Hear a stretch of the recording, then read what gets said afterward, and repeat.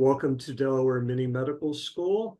This is the early fall 2024, done in partnership with Bay Health. Here are our social media tags, and also the links to both DelawareMiniMed.org, which is where previous sessions and the PowerPoint presentations are posted, and to the Sussex County Health Coalition, who is our other partner for the Southern Series. I think you all know about the program now. I just always need to stress here, there's no continuing education for professionals. If you're an adult learner here, we're glad to have you. And you're here merely to learn like everyone else. You know the program goals by this point. You know about the Delaware Youth Medical Academy.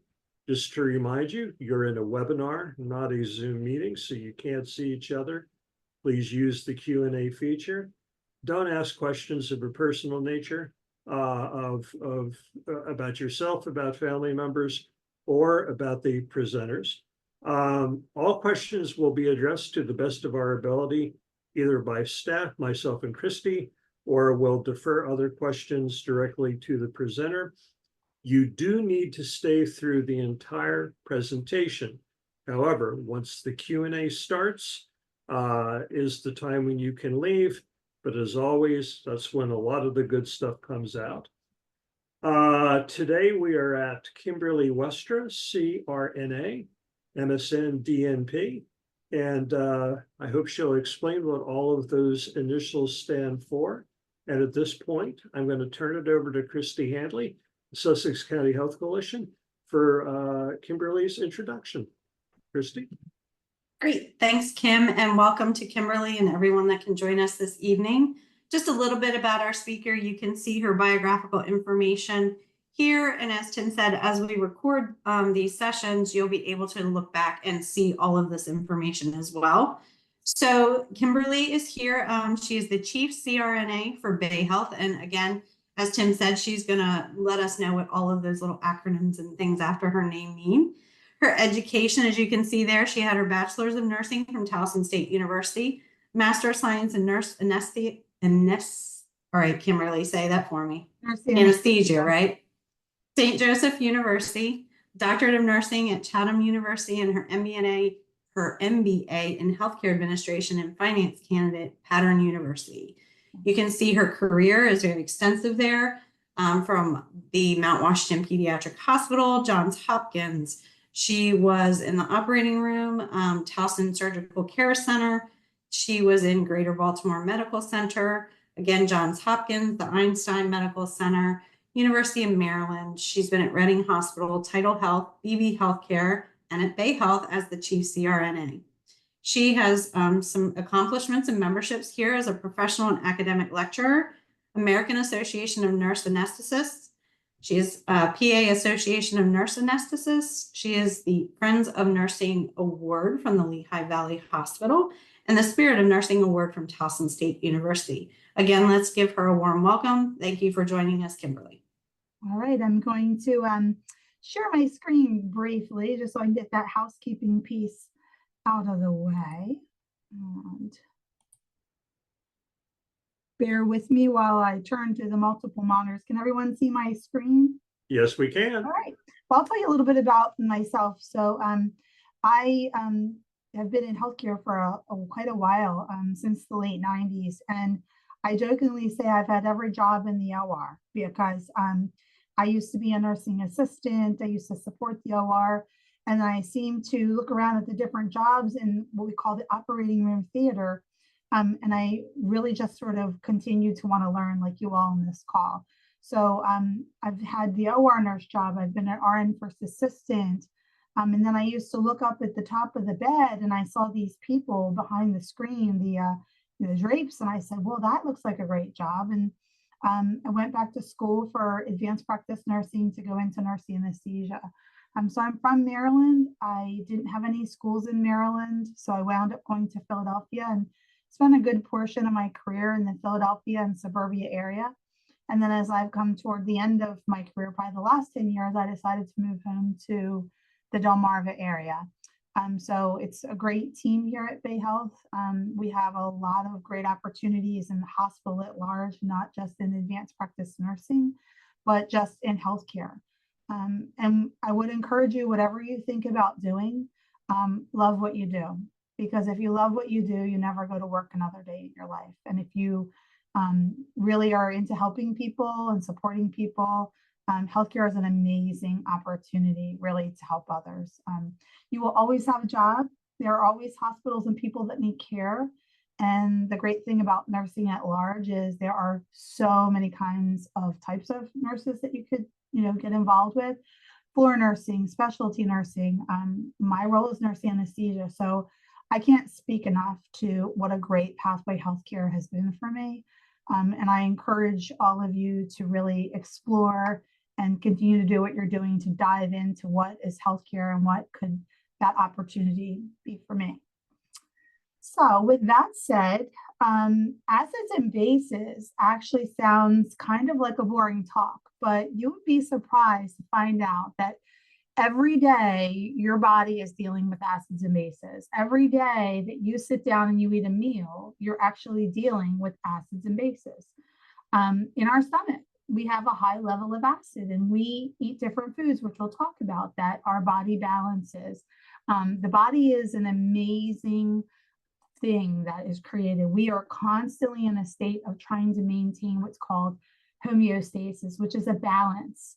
And acids and bases are actually about balance as well. So whether it's eating food and what kind of food, whether it's more alkaline or more acidic, or whether it's breathing.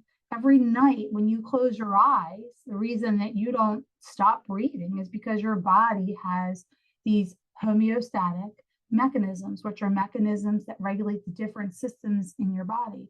And pH, your pH level is regulated by your respiratory system. So we'll pause and give physiologic examples, but don't be alarmed by some of the scientific language that's in here, because it's actually not as hard as it would seem. We're going to even bring gardening and the color of certain flowers into the talk about acids and bases. Just going to advance my slide here. Okay, so what is an acid? An acid is a substance that really releases hydrogen ions. That H+ stands for hydrogen in an aqueous, which means water solution. A very common acid is hydrochloric acid. When it dissolves into water, it creates different ions like chloride and hydrogen ions.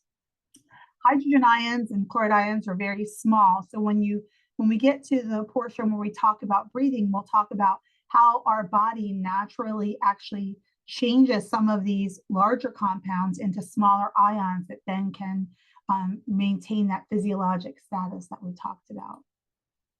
So there's different types of acids. Some are weak, some are strong, but a very strong acid tries to find that balance, that central point, what I call in physiology homeostasis.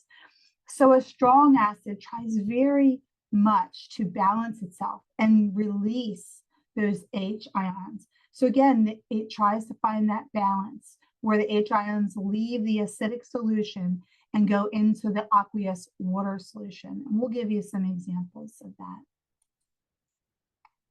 Weak acids, they have less of a desire, less of a drive to actually release those H ions. And so there is, apologize guys, I just lost my screen here for 1 minute. Bear with me. Okay, there we go. Weak acids don't have that same drive. They have less of a drive to find that balance. So the stronger the acid, the more it drives to find balance in neutrality. The weaker the acid, the less the drive, because it's closer to that neutral pH. And we'll talk about neutral pH, which is 7. Our bodies, as we sit here and speak today, or we're talking, our bodies are slightly above that pH of 7. A normal physiology pH is about 7.35 to 7.45. But in non-physiology, neutral is actually a pH of 7, which ironically is the pH of water. So again, weak acids dissolve only slightly in that aqueous or water solution, with the majority of the particles remaining undissociated. So what are acids? How would we be able to describe them? They have a sour taste. For example, lemons. I had in my very first slide a picture of a lemon. So a lemon is an acidic fruit. It has a very sour taste. If you were to go to the store and buy a lemon and just cut it in half and squeeze it into your mouth, your face would pucker. So they have some interesting characteristics as well beyond the sour taste. They can react with metals. When they're put in place with metals, they can react. For example, rust. Rust is a reaction of a metal to an acidic environment. If they're put in an environment with carbonates, they can actually produce bubbles and gas. So again, acids have those hydrogen ions and are always trying to strive a balance. And again, have relationships with different substances in their environment like metals and carbonates. So again, we talked about that acidic picture, that acidic lemon, and that's exactly what your face would do if you were to squeeze an entire lemon. It would have that sour taste. Some people would describe it as a burning or prickly feeling if you have acid on the skin. And we're going to talk about acids and bases and how they can impact the skin as well. So again, the characteristics of acids, the tasting or touching, if you're not sure what a solution is, if it's an acidic solution, like an acidic chemical like hydrochloric acid or boric acid, if you're not sure what type of acid it is, it actually could cause a burn on your skin. Some of the different jobs that you may have in industrial areas, maybe working around acids, and you have to wear protective equipment because these solutions could be extremely dangerous if they touch your skin. So there's different ways that if you're unsure what a solution is, that you can determine if it's an acid or base. There is a litmus paper that we're going to talk about later that can be a simple way to determine acidity or basicness of a solution. So with acids, I did mention in an earlier slide that they can react with carbonate. So a safe way to test to see if solution is an acid is also actually to put a few drops of a carbonate solution, which you can see here is CO3. So that's the chemical compound for carbonate. So an example would be limestone. That's a rock that has calcium carbonate. And when an acid touches it, it actually reacts very similar again to the litmus paper. We talked about, in addition to carbonate and its ability to react with acids, we talked about metals. So acids react with metals and they can produce gases. You can see that in this picture, it is a test tube with an acidic liquid solution, and they've placed some metal pieces into this test tube. And you can see that hydrogen ions are being produced simply from the interaction of the acidic liquid solution with the placement of metal pieces into that test tube, that it actually caused an automatic reaction of hydrogen gas release. Again, it's the acidic solution trying to find that balance, releasing those hydrogen ions. So where do we see acids in our environment?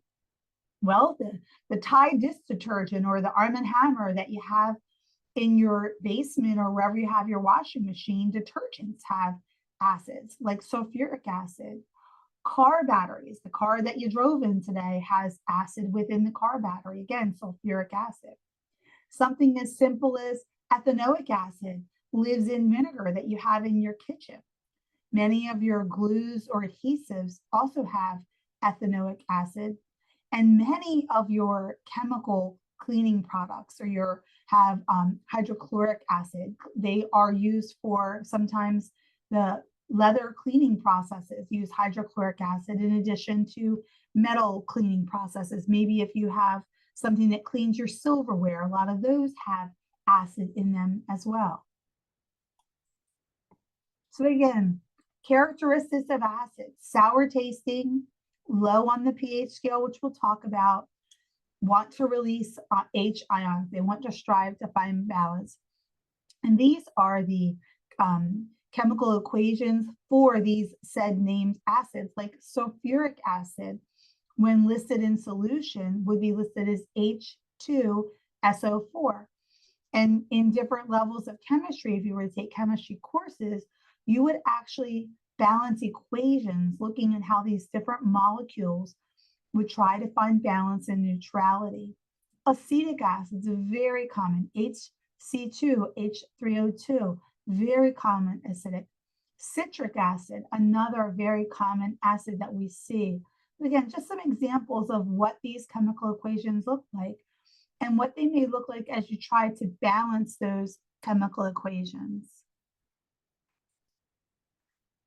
Bases, the complete opposite of the spectrum are bases. These are substances that release hydroxide. So it's not H, it's OH. Sounds similar, but it's a little different. OH ions in aqueous, again, water solutions. So for example, sodium hydroxide, when it's dissolved in water, separates into two different ions, the sodium ion and the hydroxide ion, again, trying to find that balance.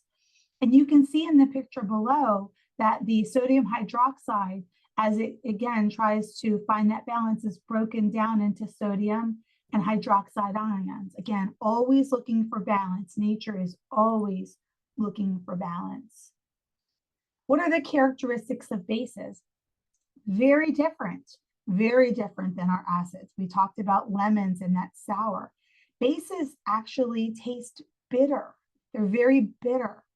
And if you were to touch a base solution, it feels slippery and soft on your skin. And we'll talk about why that is. And bases always have that hydroxide, that OH ending to them. So the perfect example of a great base is baking soda, right? Baking soda has tons of uses in your house. You probably have some in your kitchen cabinet right now. So baking soda is a great example. If you were to take a tablespoon of baking soda and put that on your tongue, it would taste very bitter. In the old days, before we had a lot of medications for acid reflux, people would use baking soda. They would put baking soda in water and use that to try to reduce the acidity of their own stomach. So again, some old homeopathic remedies. So bases taste bitter, and mild bases in food can taste bitter and feel slippery. But again, with acids, and bases, they're not always safe to touch, and they're not always safe to taste. You have to know what exactly is the solution. What am I tasting? What am I drinking? What am I touching? Because both acids and bases can be harmful with ingestion and harmful with touch and tactile interaction. So you always want to know, what kind of solution am I dealing with? And if you've taken any classes where you've dealt with chemistry, you know that you have protective eyewear, protective gloves, maybe even a mask or some sort of gown, so that you protect your bodies from some of the potential chemicals, whether they be acidic or basic. So the reason that the bases feel slippery when you touch them is because they're actually reacting with acidic molecules of your skin called fatty acids. So a great example of bases are soaps. So you may have a soap that you buy or a soap that's homemade.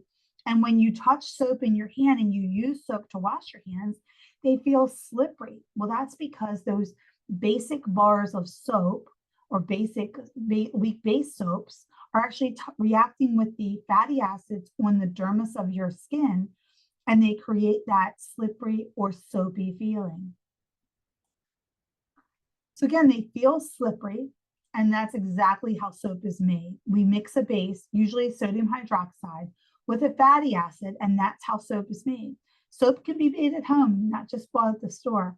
So when this basic type of solution touches your skin, you get that soapy, slippery feeling, very similar to a bar of soap. There's different kinds of bases. There are soluble bases and insoluble bases. An example of a soluble base, an alkaline base, again, would be alkalines, like our baking soda example. Some bases can be insoluble, though, like metal oxides. or hydroxides. So not all bases are soluble. It's kind of an interesting thing about bases. So a long list of bases and what their formulas are. Lithium hydroxide, very strong base. Potassium hydroxide. And again, some of the less common ones, caesium and barium. Calcium hydroxide, again, we see that in healthcare. And we'll talk about how in healthcare we use some solutions that are actually very basic in balancing some physiologic conditions that we see in healthcare. So again, just a comparison, sort of a little debrief of what we've talked about. We talked about acids and bases. The taste, sour for acids, bitter for bases. Acids don't feel slippery. Bases definitely feel slippery because they react with the fatty acids of your skin. pH of acids is usually less than 7. Again, 7's that neutrality in nature, but we know it's not neutrality in our human body. The release of H ions is what the acid desires, and the stronger the acid, the more it desires to release that H ion. With bases, it desires to release the hydroxide ion. The stronger the base, the stronger the desire of the base to release, to find that neutrality. Acids can corrode metals, whereas bases do not corrode metals. Remember, insoluble bases are sometimes metals. Acids react with metals and produce compounds, for example, hydrogen gas. Bases do not react with metals. They have some metals in their family and they produce compounds that again can produce hydrogen gas. If we had litmus paper, we would see that the litmus paper would turn pink or red. If we were to dip it into a solution and it was acidic, it would turn pink or red. If we had a litmus paper and dipped it into a solution and it turned blue, it would indicate to us that we were dealing with a base solution. So let's talk about what they have in common. What are some of the properties that are in common with acids and bases? Well, some of them dissolve in water. We know that some bases do and some don't. Some are soluble and insoluble. But again, they share some similarities that the soluble bases and acids dissolve in water. They also share the property of conducting electricity in a water solution. They also share that they can burn or irritate the skin. I put the picture of the Joker there because if you've seen that movie, in one of the scenes, some of the actors fall into a giant solution of acid. And again, that's how the Joker's face was caused in the movie. He had an acid exposure to his face and it created harm to his skin. So both acids and bases can harm the skin. So when we talk about pH, we hear that a lot. We hear that in the world. What is the pH in pH water and alkaline water and regular water and what's better? pH actually stands for potential hydrogen, which is a measure of how many H ions there are in a solution. So the strength of an acid or a base is actually measured on what's called the pH or potential hydrogen scale, pH scale. The more H ions there are, the lower the pH. So the more H ions, the more acidic, the lower the pH. Again, a lemon being a great example. So here we have our pH scale, and we can see that the lemon is way down low at a pH of 2. The only thing lower than the lemon in the food world is the stomach acid. It's a hydrochloric acid that lives in our stomach. And even further at 0 is a battery. Again, batteries being very damaging to people if they were, for example, to ingest them. Tomato juice, a little higher up. Milk, believe it or not, is slightly acidic at a pH of 6. Coffee, again, coffee, just a black coffee, would be somewhere between the pH of 5 and 5.5. Now let's take a look at blood. It's sort of put very neutrally at 8 here, but it's actually a pH of 7.35 to 7.45. So our bodies are slightly above that neutrality of water at 7. And throughout this discussion, we keep talking about trying to find balance. So both the acids and bases try to get that pH of 7. Again, whether they're releasing H ions or OH ions, hydroxide ions. When we gave our example of baking soda, again, a base, pH higher than 7, so we know it's a base. Stomach tablets like Tums or calcium carbonate or different antacids, they're even more basic and neutral. And going all the way up to soaps, that slimy feeling, a pH of 12, with the highest pH example being, for example, a drain cleaner like Drano or some sort of solution that would unclog a pipe. And again, when you read the instructions for those solutions, it tells you have gloves, have goggles, have protective gear, again, indicating the potential injury that can occur with any kind of contact with these solutions. Very similar, again, as a similar infographic, just showing you the acidity and the basicness on that same pH scale. So when we look at the numbers on the pH scale, they do go from 0 to 14, but there are numbers outside of this range. The neutral number is 7, and it represents a neutral solution. So a neutral substance is either an acid or a base. For example, pure water has a pH of 7 and is completely neutral. Acid-base strength. So again, a pH less than 7 is an acidic solution. If it's equal to 7, it is a neutral solution. And if it is greater than 7, it's a basic solution. Concentrations of strong acids have the low pH. High pH, again, going to be a strong base.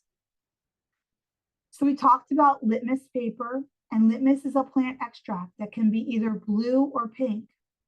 And again, we can use litmus paper as an indicator to determine whether a compound is either an acid or a base.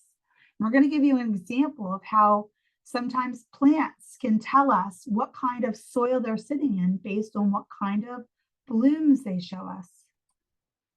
This is a hydrangea. A hydrangea, common man's name is snowball bushes. Hydrangea flowers can produce different types of blooms based on the solution of the soil that they're in. For example, the flower on the left is living in a soil type that is a little more acidic.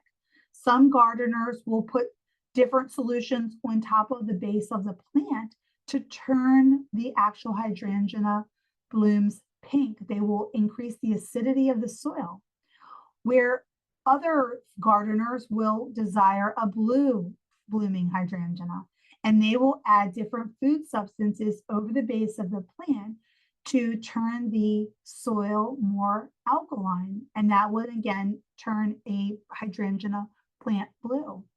Sometimes you'll see snowball bushes or hydrangeas with white blooms. Those are in a more neutral environment of soil with a pH closer to 7. So that's an example of how nature itself can sometimes tell us about the soil that the plant could live in. It would be possible to determine the pH of many solutions with one indicator, such as a litmus.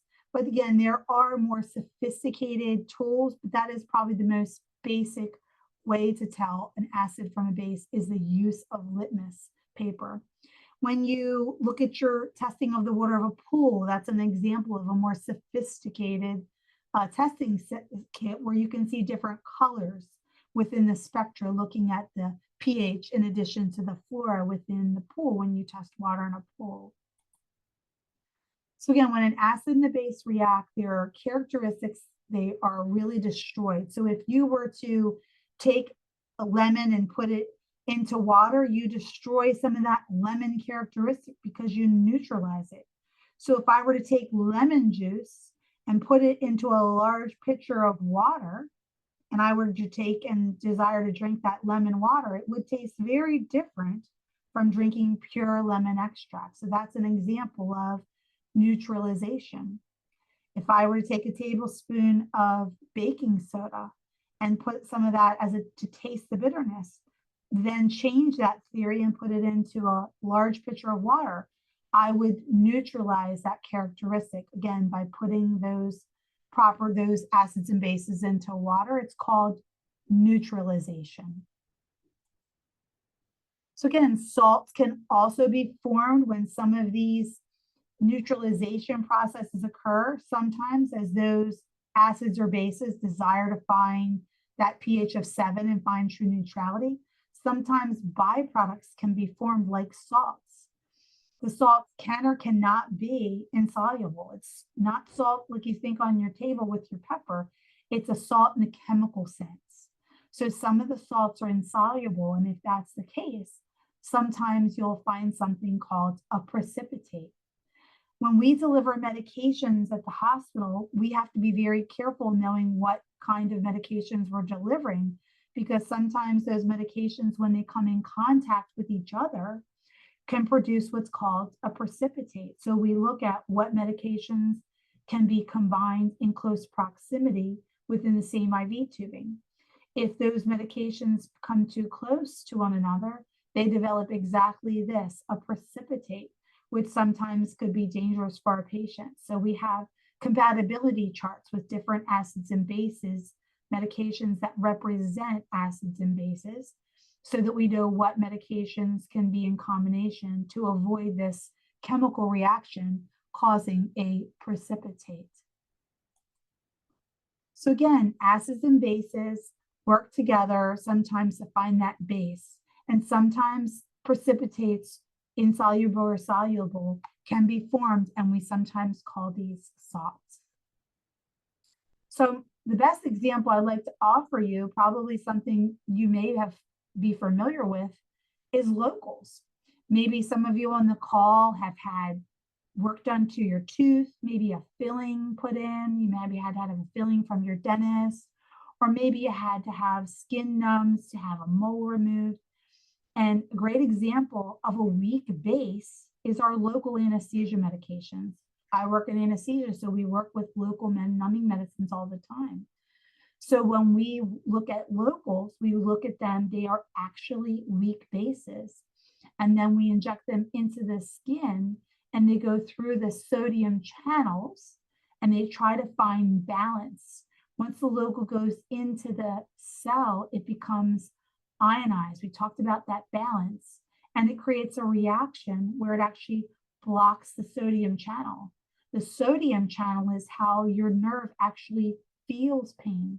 So by, again, injecting that weak base into the dental area for dental work, or the skin if you had to have a mole removed, you would be injecting that into the tissue, which would then go into the cell, and it would find that weak base would become ionized. It would try to find that balance, and then it actually comes to the sodium channel and blocks it. For example, patients who have infected wounds, infection areas, our local medications actually don't work as well, because infected wounds are very acidic. They're acid environments. And so when we inject a weak base, a numbing medicine, for example, lidocaine or Novocaine, and they go into that acidic wound environment, they don't have that same great chemical reaction to find balance, because there's too much acid in the environment. And with those instances, we have to sometimes use additional medications because our numbing medications don't work as effectively. Another place that we use acids and bases every day, and you're using it right now sitting here watching my presentation, is in the balance of your breathing. Every night when you go to bed, the reason you don't stop breathing is because your body has chemical receptors that live throughout the vessels in your body that look to desire to find that pH of 7.35 to 7.45. And your body, as you can see on this little slide, is measuring carbon dioxide and oxygen levels as well. Ironically, people think that oxygen drives us to breathe, when in fact it's actually carbon dioxide, which you see in the bottom left. You see that PA, which stands for the pressure of arterial carbon dioxide, PA, CO2. What's funny about carbon dioxide, again, which is in our environment all the time, we breathe out carbon dioxide, and plants love carbon dioxide, so they absorb it for us. What we don't really realize is that that's actually what drives us to breathe. But what's funny about the carbon dioxide molecule is it's actually too big. It's broken down into, guess what? Hydrogen ions. Because too much carbon dioxide makes us acidic. You can see it lays over in that acidemiaville. So too much CO2 increases the acidity that our blood has, and it makes us what we call acidotic. So our body breaks down into H ions because we know that acids desire to release their H ions. And then the H ions actually can go into the blood-brain barrier in our brain. And it's an area called the dorsal medullary respiratory center that increases our breathing. So again, every night when you go to sleep, you continue breathing because you have a CO2 level in your body. Your chemical receptors in your body sense that level of CO2. Your blood then tries to break that CO2 into H ions, which can pass through an area in your brain that triggers you to breathe more. The opposite is true on the other end of the spectrum. You can see on the right side, alkalemia. That's basic. So our body doesn't like to be too basic as well. So when we're breathing too fast, when people pant and then pass out, that's because they've made themselves too alkaline. If you breathe really fast, you can actually feel your body get lightheaded. You can feel your fingertips tingle because you've breathed so much that you've reduced your carbon dioxide level to the point of respiratory alkalosis. Your body then senses that, forces you to slow your breathing, produces that lightheadedness that pauses your breathing. And again, your body tries to find that balance. We use this all the time in anesthesia. Every day when we give people different types of anesthesia, we impact their breathing. We impact the pH, whether it's sedation anesthesia, regional anesthesia, or general anesthesia. We give medications that can change a patient's level of consciousness and impact this pH level. So we work with different medications that we give through the IV and through changing of their breathing settings on a ventilator or with supportive breathing to maintain that neutral pH. So again, we work with this particular chemical blood gas scenario every single day. I won't bore you with showing you some of the different pHs here. I'm going to click here. I clicked a little too fast on my own slides. I'm going to go back. But we look at chemical blood gases like these every day. And we look at the pH and we say, is this patient a little bit acidic or a little bit alkalotic? And how can I change my medication plan? How can I change the breathing settings to find that balance? And the first example is 7.38, again, a little more on the acidic side. pH is 7.55, that patient's a little bit acidotic. And then we look at the other numbers to determine if it's from the respiratory center or the metabolic center that these changes in their pH are occurring. So again, we look at not only the pH, but what level sodium, the potassium, the hydrogen carbonate, or the CO2 level. So if the HCO3 is too high or too low, we know that it's a metabolic process and usually a medication is required. If the CO2 level is too high or too low, we know that the trouble with this patient's pH is likely coming from a respiratory problem. So we call those respiratory or metabolic blood gas problems. Thank goodness we have tons of built-in compensatory mechanisms within our own body. Again, I gave you the example of respiratory compensation. If I give a patient a medication that slows their breathing, they have an increase in their respiratory rate.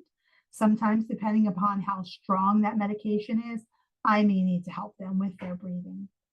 If we have a patient that maybe took medication and had a bad reaction and comes to the emergency room with slow breathing. They come in with less respiratory rate. They are going to build up their carbon dioxide levels. They're probably going to have a acidotic picture. And I can give chemical buffering medications like sodium bicarbonate, again, to balance that blood gas out. So again, the balance comes from our own bodies, but sometimes medical interventions are required when the compensatory mechanisms are not enough. So our body has compensatory mechanisms within a certain level, but when you get too acidic or too alkalotic, that's where healthcare can come in to help. So again, I can give you a lot of examples, but I want to make sure we allow time for questions. So just suffice it to say that when your body gets out of its own compensation zone is usually when you feel pretty sick and you come to the hospital for help. This is all the great ways that our body has all kinds of mechanisms in place to balance our own personal pH. I gave you an example of breathing fast. If we breathe very fast and panted, that you would get lightheaded. And you can see that that example is right in the upper right-hand corner, that the central nervous system has lightheadedness. If that continues, it could actually continue to the point of stupor or coma. We talked about the tingling of the hands. Again, another sign of your own body's sensory systems, the peripheral nervous system, causing tingling in the hands or feet. If you have too much alkalinity or base in your GI system, you could actually have nausea and vomiting because your GI system, your alimentary system, your gut is a very acidic environment. Remember in our pH scale that the stomach was at a pH of 1, very low, just above a battery. Looking at symptoms of acidosis, we'll come up with something like the common cold. When you have a respiratory infection, that sometimes creates a acidic environment in your body, and you could have coughing or shortness of breath. You can also have tachycardia from having acidity in your body. For example, the flu or the COVID or RSV, you notice when you have those illnesses that you have a higher acidity level in the blood, and that causes that high heart rate. Sometimes those come with a fever. Fever is also contributory to some of those physiologic changes of the cardiovascular system. An example of extreme acidity in your gut, again, very similar to the basic problem, nausea, vomiting, but also diarrhea, which is an additional symptom of over acidity in the GI area. So again, you are balancing these things every day and probably don't even realize that every day what your body ingests and how you breathe, your body is a acid-base neutralizing machine. So this slide really kind of brings it all together when it comes to a blood gas perspective. And I think it's really not important to understand this slide, more to understand that this slide is telling us that every day our body is balancing what we eat, how we breathe, the medications that we take, and trying to find balance, with 7.40 being the ideal balance in the blood. A little different from the non-blood gas discussion where pH was 7, which was water. And again, we look at a lot of these chemical equations and determine what medications and interventions from the respiratory support are needed to help our patients find the best pH. What's very interesting about many of the medications that we use in healthcare and that you use over the counter is that they work best in the ideal pH. So if you have an acidic blood gas, if you're sick and you don't realize how sick you are and you take medications and they usually actually don't work as well. Medications, both over the counter and prescription, work best at a pH of 7.4, neutrality for blood.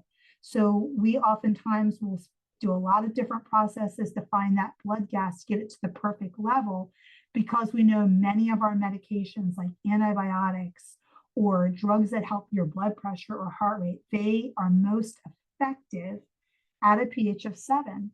And the reason is because all of those medications are either acids or bases. And if they go into an environment that is not ideal at 7.4, it changes that ionization that we talked about. And again, I'll bring back that example of local medications in an acidic area like a wound, less effective. So we want that 7.40 for ideal effect and best effect for our patients of medications. This is busy, but if you're a graph person, this is, we call this the dragonfly in our chemistry world. This looks at alkalosis and acidosis on a scale and a slide. It actually says the same thing as this graph, but it says it with a diagram. But it's supposed to look like a dragonfly. And what the body desires is that norm in the middle, that green. And it works with different things in your body, like in the bottom right-hand corner, you can see CO2. In the upper right-hand corner, you see sodium bicarbonate, excess, SBE. So your kidneys produce SBE, which is bicarbonate. So both your kidneys and your lungs work together in balance, again, trying to find that green section, because both acidity and alkalinity are not ideal in the body. That norm of 7.4 is the ideal state. So again, these are some of the medications that we use in anesthesia. And just like I talked about, some of the over-the-counter things that you use, like salicylic acid, that's aspirin. Again, all are part of either weak acids or weak bases. And pKa is a term that we won't get into for purposes of time, but pKa speaks to whether 50% of the drug is ionized or non-ionized. Non-ionized drugs can get into a cell easy and take their effect. Ionized drugs cannot. So again, when we look at different medications, the ones on the left are prescription anesthesia medications, not over the counter. We know the pH of these medications, so we know what medications can be put with different types of solutions, so we don't form that precipitate. So again, we're always using acids and bases in healthcare.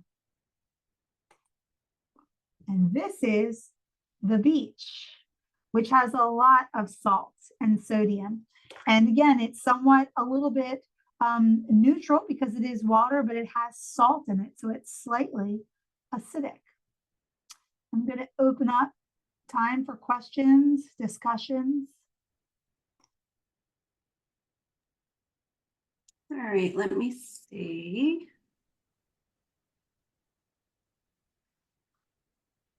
I'm looking through the question. Tim, do you? Okay, here we go. All right. When you eat acidic drinks, like lemonade or soda, how does it affect the body's acid base level? It's a great question. And every day we ingest foods that are both acid or base.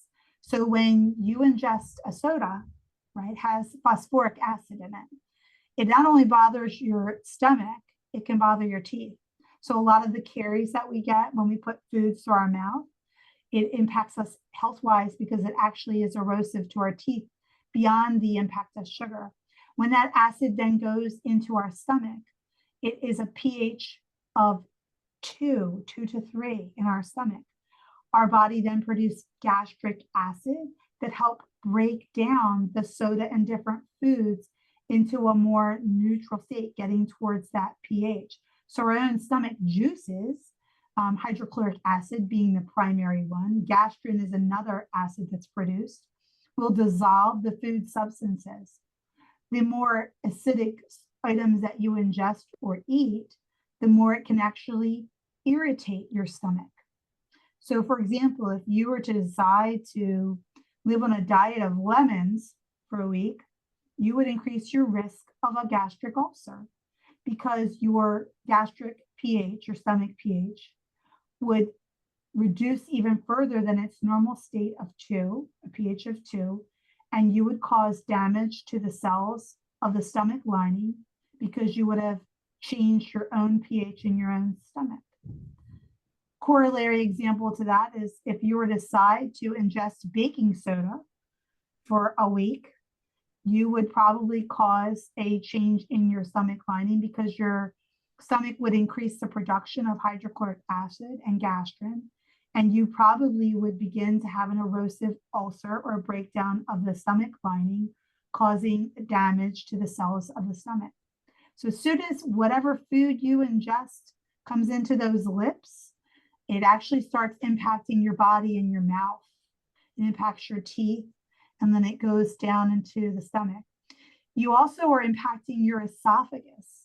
If anybody on this call has acid reflux, that comes quite often from a upsplash of gastric acid or gastrin and hydrochloric acid past an area called the lower esophageal sphincter.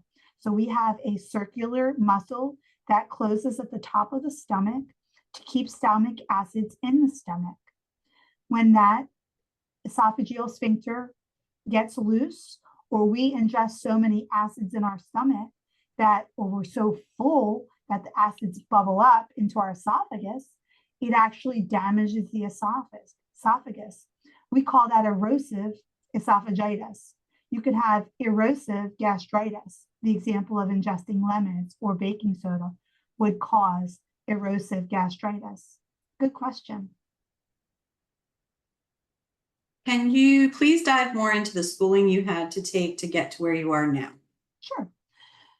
So I always wanted to help people, and I really thought about a lot of careers in healthcare, but someone gave me the very wise advice that nursing was probably the biggest broad stroke of career options that you could possibly have. That if I went into respiratory therapy, I would be dealing more with breathing and not have the diversity. I thought about respiratory therapy, and they said, well, if you go into nursing, you can work in a pulmonary unit. If you go into nursing, you could go into community outreach. If you go into nursing, you could be a school nurse, but you're always going to have a job, and you're going to be able to have a family and have time outside of work. So I went into nursing because I thought that was good advice, and it was a great first step. And then when I got into nursing, I realized that I had this thirst to do more. I just loved learning, and I wanted to do more. And I saw other people around me that were able to do different specialties. So I went from pediatric nursing to the OR nursing, and then again, looked around at the different specialties. So when I went back to nursing, I actually got my bachelor's degree, which there are many different ways to get into nursing. You don't need your bachelor's. If you can do your bachelor's, if you can afford to do it, it's a great first step, but an associate's degree is just the same. And you can always get your associate's degree and work for a hospital, and they will pay for your continuing education. So I had my bachelor's, which wasn't super common at the time in the late 80s and early 90s. And then I saw these additional people around me that were doing other great things and really helping people and getting to use science a lot and getting to do different procedures like place breathing tubes and place IVs, and really seemed very exciting. And so I went back for my master's degree, which is when I went to St. Joseph's University, and that was a 27-month program, and that was in the 90s. And I could have definitely stayed in my master's program and just continued to deliver anesthesia. But I decided that I really liked teaching and wanted to go into like a manager's role. So that's how I wound up going back. Probably about 14 years after I got out, I went back for my doctorate degree. So I have always loved my jobs. I've never left and got degrees because I was running from something I didn't like. I just think I had enough ADHD that I wanted to keep trying different things. So my husband always jokes and says, when are you done learning? I said, never, because even you all on this call, you're here because you like learning. You want to explore. And healthcare, I'm telling you, it's been an amazing ride. I mean, I tell people all the time, we are so lucky that we get to do what we do, because people don't know us. People meet us for about 5 or 10 minutes and they put their lives in our hands. Like, we literally we deal with such strong medicines, they trust us to keep them safe. And everything we do in healthcare, either as a nurse anesthetist, as an RN, as a CNA, as a physician, is our goal is to keep our patients safe and comfortable. And safety may mean healing them from illness like infection. It may mean safety. They were in a car accident, we're fixing injuries from a car accident, and comfortable. So everything that happens when you come into a hospital as a patient deals with keeping patients safe and comfortable. And there's just so many roles around those two principles, but that's the focus of everything that the healthcare team does. And we all have different parts in that role, in that theater of healthcare, but that's pretty much the goal of everyone in the hospital. Jennifer asked, what can you do to keep your body at a good acid level? So be very, if you eat from, and this sounds like something from a health slide, I kind of laugh at some of these alkaline waters when people sell these alkaline waters and make big bucks, because guess what, folks? Your body takes it in and does its homeostasis. Like, you could ingest an excessive amount of acids or bases and your body would work very hard to find that balance. But if you eat a healthy, regular diet, right?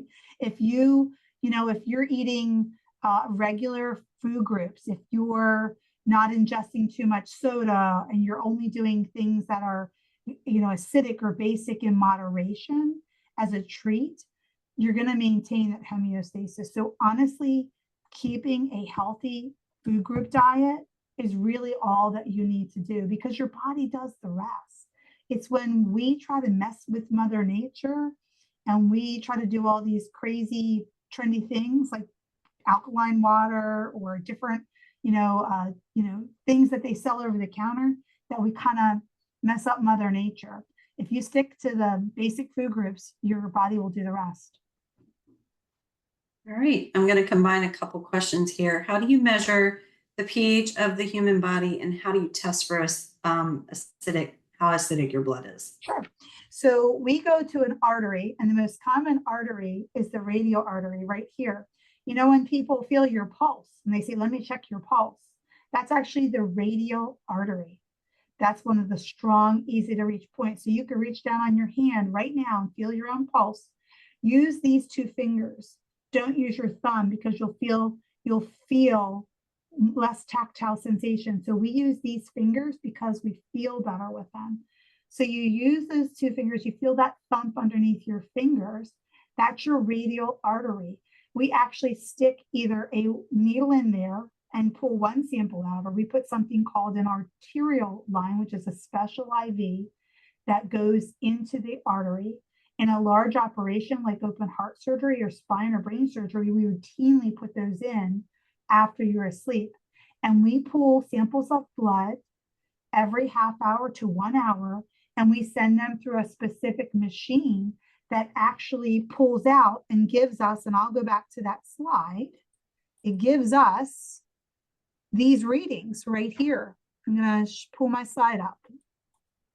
It gives us readings like this one. And we look at readings like this and we say, wow, that pH is a little acidic, or wow, that pH is a little alkalotic. Let me change my breathing settings, or let me deliver a drug that would help the body of this patient find balance and that neutrality. So hopefully that answers the question. Thank you very much. Why do people wake up under anesthesia? So every patient is unique and different in the way that they react to anesthesia. So there was a movie called Awake, and it did a lot of disservice to the anesthesia business. The incidence of awareness is 0.02. And there are specific health conditions like trauma, when patients are so sick that they cannot tolerate much anesthesia, that have that higher risk of 0.02. So 0.02 is less than 1%. Now, granted, any awareness is bad awareness. So that movie Awake made the general public believe that awareness was actually a lot more common. The highest incidence of awareness is in trauma, when patients are so ill and near death that they can only get life-sustaining medications. What's really crazy about trauma, because I've done trauma for about 25 years, is that the body somehow has a way of forgetting. If you looked at some of the CNS symptoms, and we'll go to that slide. You look here and it says coma in some of the top corners, symptoms of CNS. You see coma on both spectrums in the CNS. When you're that sick and you're that alkalotic or that acidotic, your body actually gives you its own anesthesia. So that's the reason that trauma recall is even 0.02, is because the body has a way of protecting itself. So many times patients get sedation or twilight sleep, and they believe they're knocked out. They're not knocked out. They're under heavy sedation, in which the goal is to keep them less aware, but breathing on their own with only supplemental oxygen. So people perceive and report this event as awareness. For example, in a colonoscopy, which is very common at 50 or 45 or 30 some years old, depending upon your health history, you may be requiring a colonoscopy for screening for colon cancer. And you may get anesthesia, heavy sedation, but people think they were knocked out. It's not general anesthesia. So if they wake up at the end, sometimes they may feel pressure in their bottom. They're not really waking up, but they think they woke up during the operation. So part of it is that movie giving anesthesia a bit of a bad rap, where the perception of awareness under anesthesia was higher.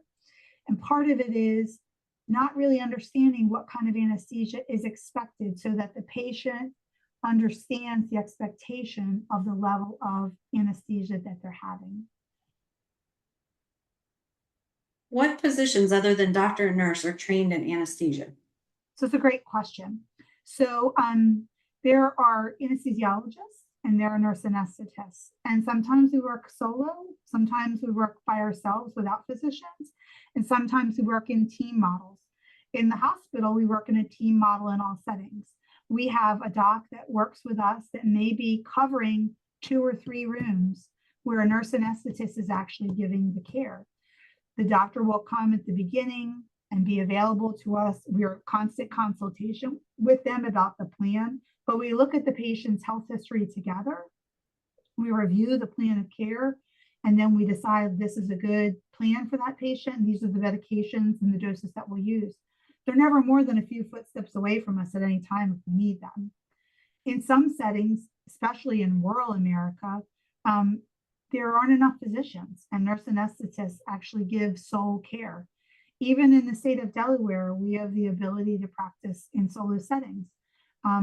Mostly in the hospital systems, we practice in Delaware in a setting with a team model called the anesthesia care team, where we have a doctor that's covering 1 or 2 patients, where we're in constant consultation.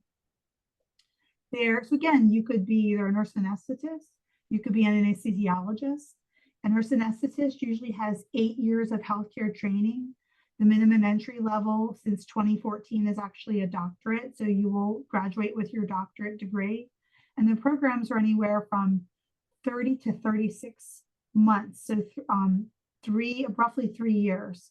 At our particular hospital, we have students from University of Pennsylvania, Drexel, Villanova, and soon Wilmington University is going to open its own and very first nurse anesthesia program in the state of Delaware.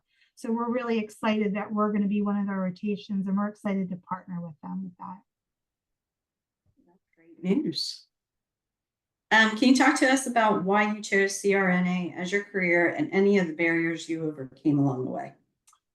So I think a lot of my careers found me because people around me were mentors. They were mentors and they didn't know they were mentoring me, but I was watching them. So I think if you told me when I got out of high school that I was going to do what I'm doing, I would have told you you're crazy. I'm going to go travel. I'm going to be an airline attendant. I love to travel. So healthcare found me. And then I sort of saw different people doing different healthcare jobs that I thought were really exciting. So I have to say that my jobs found me because I had really great people that I witnessed and watched. And I had a sick family member when I lost my grandmother when I was in high school. And so I watched the nursing care that she got. And I thought, what a great gift that is to be able to help people the way these people are helping my family member. So that's how I found nursing. And then once I got in the OR, I loved it. I have to tell you, I'm a little biased. I think the OR is like the best place in the hospital because most of my jobs have been there.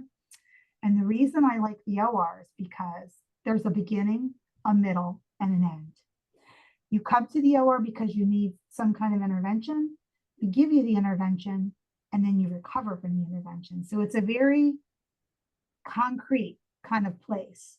Other areas of healthcare, the progress of a patient may take weeks or months. And again, I told you I had ADHD, so I need to see the beginning, the middle, and the end of the movie. And I like seeing that right in front of me. And surgery's great. Like you see so much anatomy. We get to look over the drapes and see what's actually happening in the body and what they're doing and how we're going to adjust our care of the patient, whether the patient needs blood or more IV fluids. We see changes in heart rate, and we may give medications to address pain. So it's just a great dynamic environment. Obstacles. Obviously, I had to quit my job for 2 to 3 years, and I sold my house, and I lived on oodles and noodles and hot dogs a lot, which probably wasn't very good for my pH. So I was pretty poor for a couple of years, and school, as you know, can be expensive. I was fortunate. I went to school in the 90s when it was a little cheaper. So I encourage you all to put away money for college because if you want to go into healthcare, you'll probably have to do some kind of college training. But the barriers were probably time and money. But I will tell you this, every time I encourage someone, and I have people that I met as students that were in their training in grade school and nursing school that are now nurse anesthetists. I've been doing it that long. And they say, well, that takes a lot of time and that's a lot of school. I don't know, but that's a lot of time. I say, all you have left in life is time. So you can spend your time going back to school and doing something that you love. Or you can spend your time thinking about what you want to be. So I encourage you to go back and spend your time wisely. What does a regular day look like for you? So usually, again, you can be at different shifts, but I'm a morning person. So usually I'm up around 5 o'clock. I'm usually at the hospital by 6:15, 6:30, because I like to make sure I get here from my staff and make sure there's no issues with the schedule. We come in and check our anesthesia work areas around 6:45. We check our anesthesia machines. We've usually reviewed the chart the night before and have an idea of the plan of care. Then we meet with the doc that we're working with and confirm the plan of care if we haven't already done that. Look at any new labs or information that's available on the patient. And then we implement that anesthesia plan of care. We may have one long surgery, like a heart surgery is a long surgery, or we may have a bunch of short procedures like a colonoscopy or tubes and tonsils or adenoids with children. So again, we have different types of ages. And then it's always nice. I mean, I really like when you can finish your cases because you know how your patients have done. We'll drop our patients off once we've awakened them in the room and we make sure that they're comfortable. They may need some additional medications for pain. Then we take them to the recovery room and we will drop them off. And they're, depending upon whether they're determined to need to stay or go home, we may see them the next day. We may do a post-op visit or they may go home to their families. And then we wrap up the day and we get out of our scrubs and we take the hat off and we go home. So what's the hardest part of being about being a nurse anesthetist? So I will tell you the hardest part about being a nurse anesthetist is the same thing as the hardest part about any healthcare worker, which is sometimes patients come to our hospitals and don't have conditions that we can cure. They have conditions like terminal cancer, or they have, sometimes some of the saddest is actually children that are sick, that you know that whatever condition they have, that there is no cure for it, or that the injury is beyond survival. And since I got into healthcare, there's a whole new specialty of healthcare called palliative medicine and hospice, which were not very well known in my younger healthcare days. But the saddest thing is when a patient or patient's family member has a sad diagnosis. And sometimes in the ER, we do open people up for surgeries, and we see a condition that we know is not survivable. And we have to stop the procedure, close the patient, and tell family members and eventually that patient some bad news. So that is probably the hardest thing when there's a condition or an injury or an illness that we can't fix. That's probably the toughest thing in healthcare, whether you're a doctor, a nurse, a CNA, a social worker, it is the hardest thing in healthcare.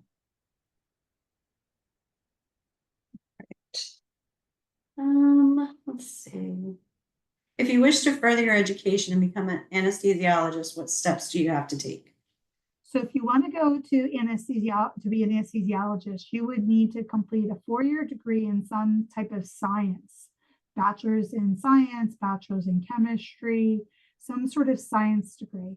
And then you have to apply to medical school, which actually is a lot more challenging than people realize. It's very competitive to get into medical school. It's very competitive to get in a nurse anesthesia school. For every 25 seats, and most anesthesia programs like nurse anesthesia, for every 25 seats, there's 250 to 400 applicants. So 1 in 10 to 1 in 20 people get chosen to be a nurse anesthetist. So for every 400 to 250 applications, we have 25 seats in any given program, and 25 is the average cohort. Medicine's even more competitive. It's about 1 in 1,000. It doesn't mean you shouldn't try it, but you definitely want to take and keep a high GPA, keep good grades. You want to be involved in different activities for both nurse anesthesia or medicine school. Looking at your opportunity to get in, looks at community service. Are you involved in giving back to the community?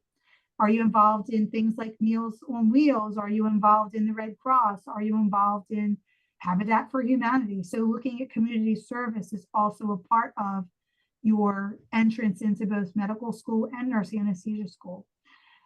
They want well-rounded people that are going to be good people for care providers. So again, not just the smartest person on the block, but the most kind and caring. So that community service and the ability to be successful. After the 4-year degree in your application to medical school, if you were successful in getting into medical school, you would go to 4 years of medical school, and anesthesia residency is 3 years, very similar to nurse anesthesia residency, 3 years. So we have a 4-year nursing degree and a 3-year nurse anesthesia. Physicians have a 4-year medical degree, and then they have a 3-year residency similar to ours. How do you administer full body anesthesia? So we don't administer full body anesthesia. We put patients, the 3 goals of anesthesia are amnesia, analgesia, pain management, and akinesis, lack of movement. Not all surgeries require that. For example, a colonoscopy doesn't require amnesia. So you're only given a sedation level of anesthesia. If you have open heart surgery on the other end, you need to be completely asleep. We control your breathing. We stop your heart. We put you on a bypass machine. So those are extremes.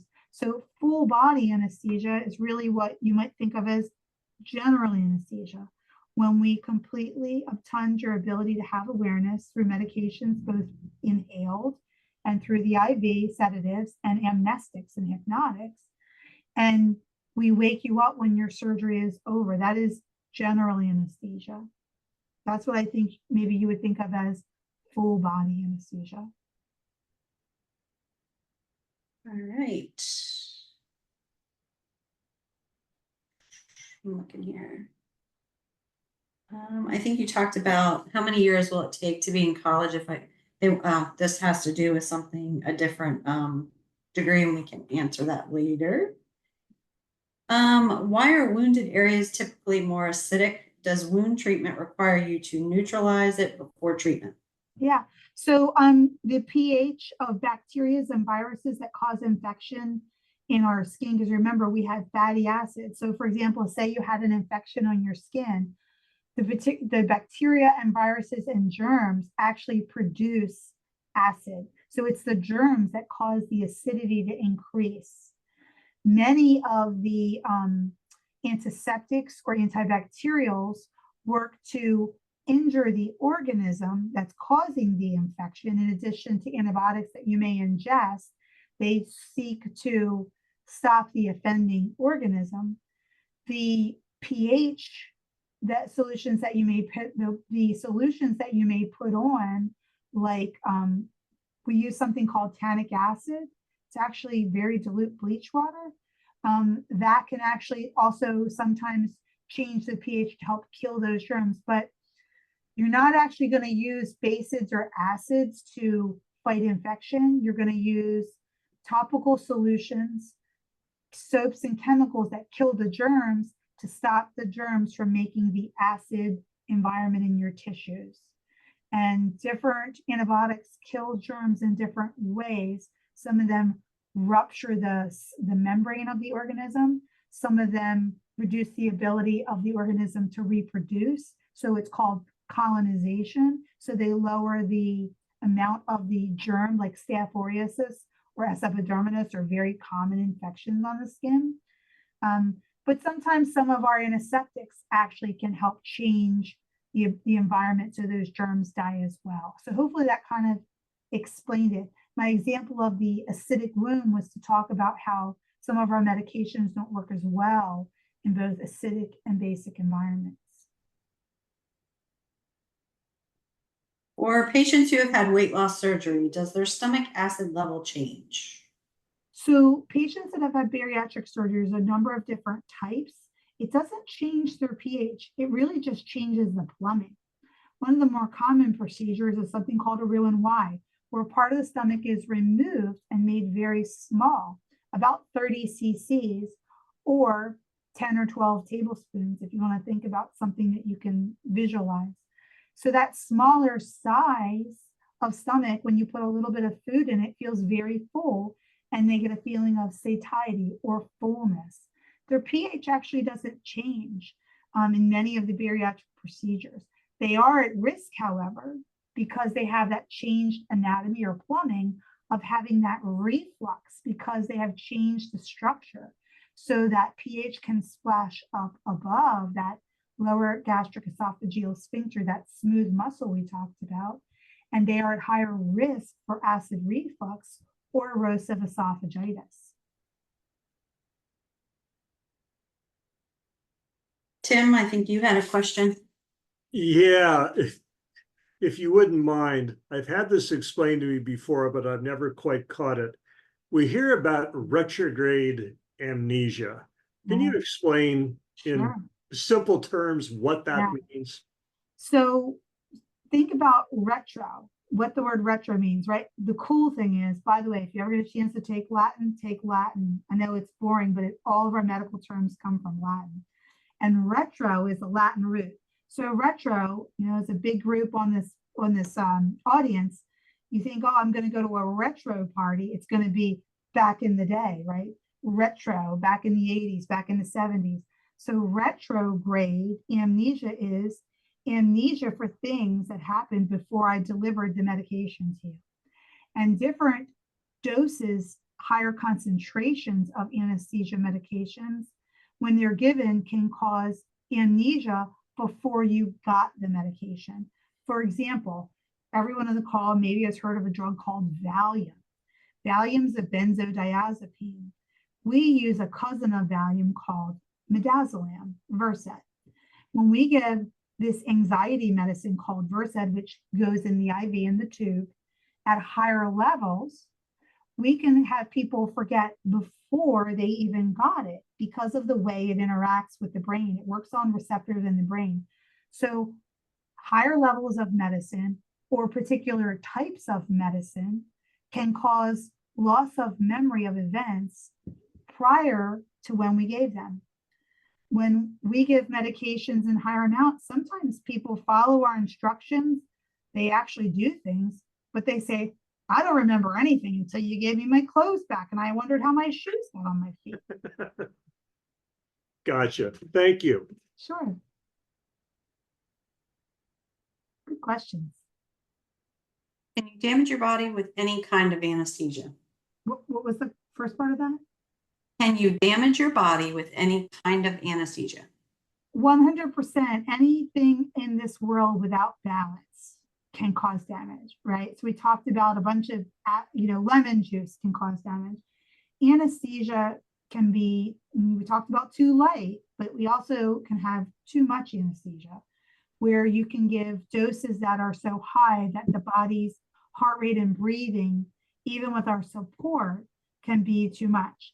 So there is a depression of the central nervous system. That's why we look at each patient's unique health history, the current immediate clinical conditions that they're facing. Like maybe they're normally really healthy, but they have COVID or they have the flu and they'll need less. So we see how people are reacting based on each person's unique physiologic response.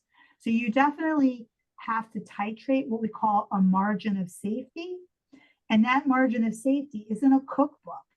It isn't you're 30 and you're female and this is how much you get. It's your health history, your current clinical conditions, what kind of surgery you're having. All those things are done in balance and looking and titrated to the patient's own unique and individual response. Is the amount of anesthesia administered based on a patient's weight or size? Both.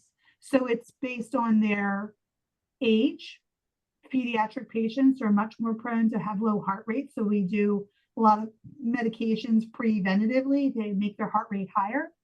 Patients that are extremes of age, so the extreme elderly, act very much like young children, right? They're prone to have low heart rate. So it's your population. Are you a pediatric, geriatric? Are you somewhere in the middle?